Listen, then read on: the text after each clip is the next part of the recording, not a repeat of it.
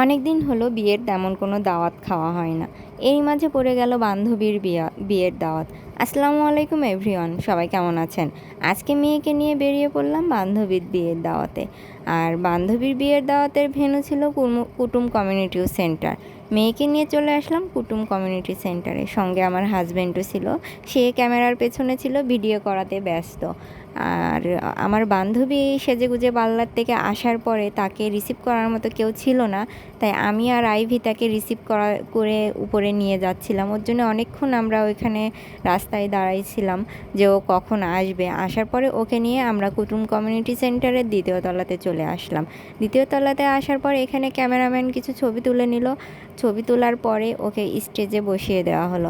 এখানে অবশ্য বর বসবে, বর যতক্ষণ না আসে ততক্ষণ কনেকেই বসানো হলো।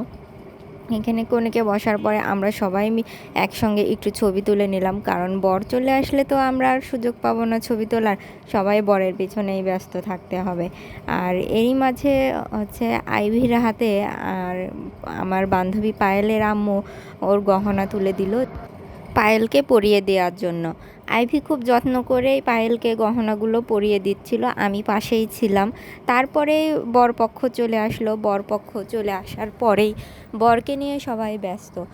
আর এই পাশে মালিহা তার বাবার কাছে খাচ্ছিল, কারণ আমি ভিডিও করাতে ব্যস্ত ছিলাম, তো তাই মালিহার বাবা মালিহাকে খুব সুন্দর করে এক কোণে বসে খাইয়ে দিচ্ছিল। আর আমি স্টেজে গিয়েও বোর সাথে একটু ভিডিও করে নিলাম। আর এইদিকে সবাই বরপক্ষের কাছে ব্যস্ত ছিল, বরপক্ষ সবাই নাস্তা করছিল। বিয়ে পড়ানো হয়ে গিয়েছে। আমি আসলে সেই বিয়ে পড়ানোর ভিডিও ক্লিপটা নিতে পারিনি।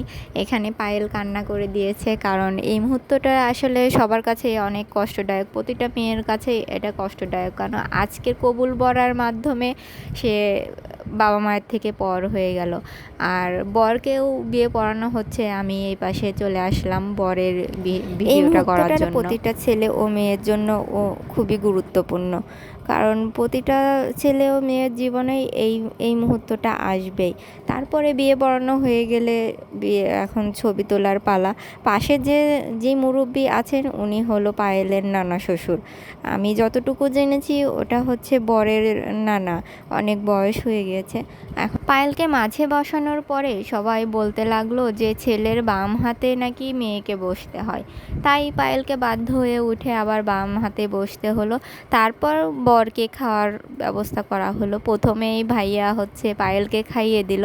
খুবই আনন্দের একটি মুহূর্ত, এটা স্মরণীয় হয়ে থাকবে। তাই ভিডিওম্যানকে বলা হলো সুন্দরভাবে ভিডিও করে রাখার জন্য, কারণ এটা সারা জীবন স্মৃতি হয়ে থাকবে এই মুহূর্তটা।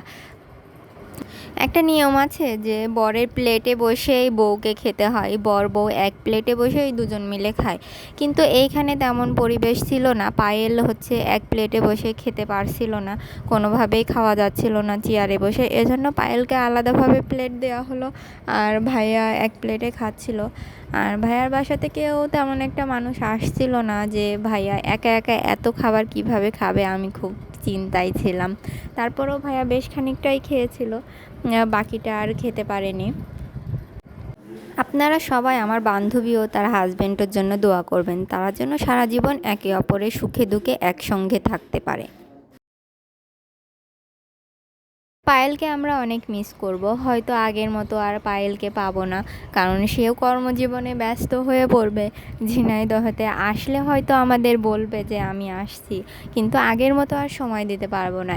এটা ভেবে খুব খারাপ লাগছিল, কারণ আগের মতো ঘোরাঘুরি আর হবে না। বিয়ে বাড়ি মানেই মানুষ থাকবে, চারিদিকে বর বউকে দেখার অনেক ভিড়। সবাই যখন বর বউ খাচ্ছিল সবাই এসে উকিঝুঁকি মারছিল, বেশ ভালোই লাগছিল।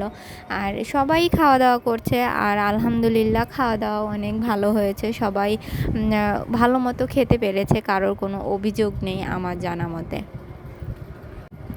আইভিউ একটু দেখে নিচ্ছিল চারিদিকে যে সবাই ঠিকঠাক মতো খেতে পাচ্ছে কিনা। ওরও খুব খারাপ লাগছে, কারণ ওর বান্ধবীরও বিয়ে হয়ে ও চলে যাচ্ছে, ও একা হয়ে পড়ছে, এই জন্য ওরও খুব মন খারাপ ছিল। তারপর ডাক দেওয়ার পর ও একটু হাই দিয়ে দিল। হাই দেওয়ার পরে আস্তে আস্তে আসছিল, কথা বলছিল, আর আমি এই পাশে বর বউর পাশে দাঁড়িয়েছিলাম। ওদের কিছু লাগবে কি না, এই জন্য ওদের কাছে কাছেই আমি ঘুরছিলাম।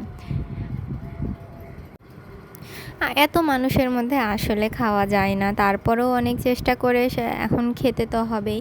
অল্প অল্প করে দুজন মিলে খেয়ে নিল। আর পায়েলের তো যাওয়ার সময় হয়েই আসলো, ওর ছোট ভাই ব্যাগ নিয়ে চলে আসলো, কি কি আপুর কি কি লাগবে সেগুলো পায়েলের ছোট ভাই গুছিয়ে দিচ্ছিল। পায়েল বলে দিল যে কি কি লাগবে সেগুলো সেইভাবে ব্যাগে ছোট ভাই গুছিয়ে দিচ্ছিল। পায়েলের তো কোনো বোন নেই, একমাত্র ওর ভাইই রয়েছে। তো আজকের ভিডিওটি এ পর্যন্তই। ভিডিওটি কেমন লাগলো আপনাদের কমেন্ট করে জানাবেন।